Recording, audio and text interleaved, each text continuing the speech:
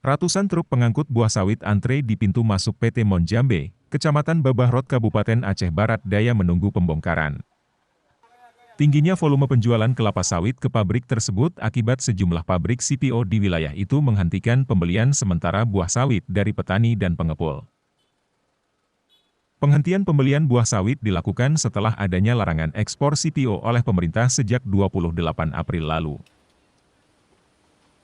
Humas Pabrik Minyak Kelapa Sawit PT Monjambe, Kalmi mengaku pihaknya telah menghentikan sementara pembelian tandan buah segar, TBS, sejak Sabtu 14 Mei 2022. Harga pembelian buah sawit di PT Monjambe saat ini Rp1.900 per kilogram.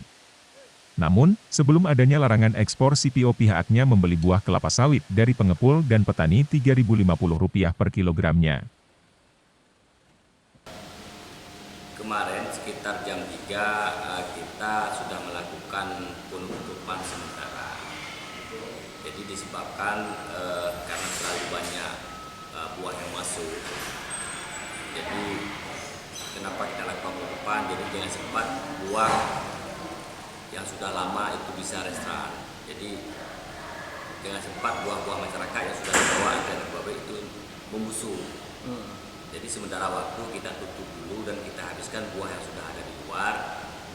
Mungkin ya kita berharap secepat mungkin ini bisa terbongkar dengan cepatnya. Jadi paling lambat hari Senin harus habis kita bongkar semua lah. Penyebab penutupan ini apa?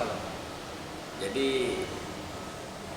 penyebab penutupan itu tergantung ada isunya pemerintah tentang larangan CPO kemarin. Jadi kalau kita dari pihak perusahaan kan juga harus waspada dalam persoalan pembelian sawit. Pihak perusahaan juga tak bisa memastikan kapan mulai kembali membeli buah sawit dari petani jika pemerintah belum merevisi larang ekspor CPO. Penghentian pembelian buah sawit ini sangat berdampak pada petani. Pasalnya buah sawit yang telah panen akan membusuk. Dari Aceh Barat Daya, Tim Liputan Aceh Video.